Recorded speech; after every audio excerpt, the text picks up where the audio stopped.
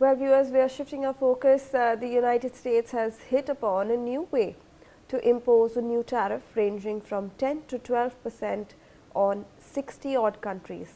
This includes India, accusing them of failing to enforce a ban on foreign goods made with forced labor. The proposal from the Office of the United States Trade Representative comes at a time when the US and India are engaged in talks to finalize an interim trade agreement in New Delhi. Now, reacting to the proposed tariff measures, India's Commerce Ministry has said that New Delhi is currently engaged with the US on two Section 301 investigations, which relate to concerns over forced labor and excess industrial capacity. The ministry added that these discussions are continuing in parallel with ongoing negotiations on an interim trade agreement between the two countries. Joining us on the broadcast is Dr. Sharath Kohli, who is a senior economist, for more information on this front and to help us understand how it may impact India. Dr. Kohli, a very good morning to you. Thank you so much for taking out your time and for speaking to NewsX. We appreciate it.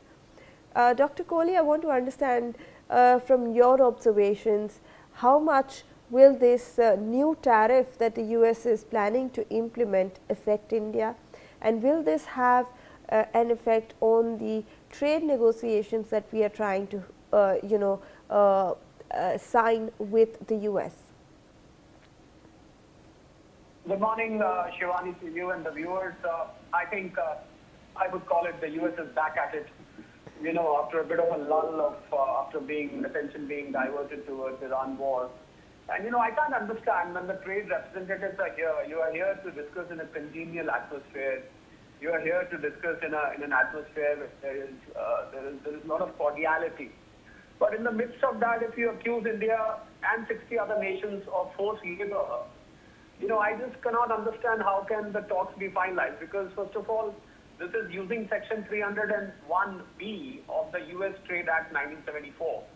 And these tariffs of 12.5% are being levied because probably some of the goods are being manufactured by forced labor. Now, I understand business in India.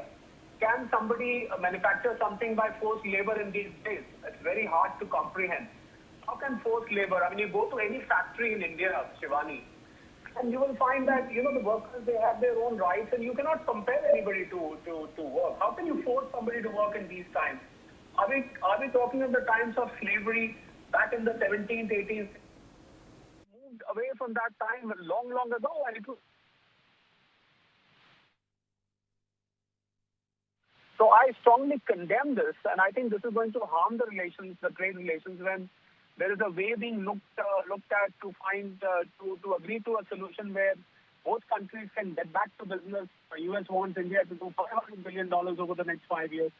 How can it happen when these kind of accusations and these sections are used? I think this is just a pre-post tariff. Donald Tariff. You know, the Supreme Court throughout his tariff policy. And he was frustrated. He was desperate to see how to get back to the tariff business again. And I really don't think this is going to help, because the deliberations may be derailed. Which, if India accepts, India is not going to accept this 12.5%, merely for the reason the rates are not very high. Mexico, Canada, India, China, these are the countries. I think US is much ahead. US finalized these trade deals, these kind of,